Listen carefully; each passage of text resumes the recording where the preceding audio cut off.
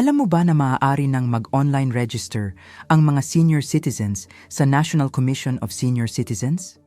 Mas madali na ngayon ang pagpaparehistro para ma-update ang inyong impormasyon sa national database at masigurong makakatanggap ng mga benepisyo at programa para sa mga nakatatanda.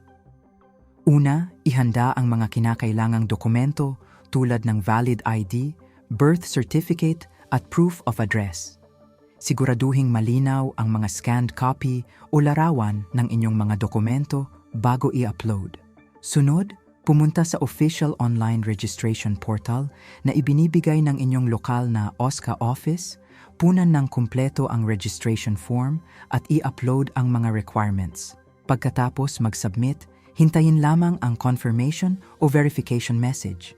Huwag magpahuli, mag-online register na ngayon upang masigurong updated ang inyong record at tuloy-tuloy ang pagtanggap ng mga benepisyo para sa senior citizens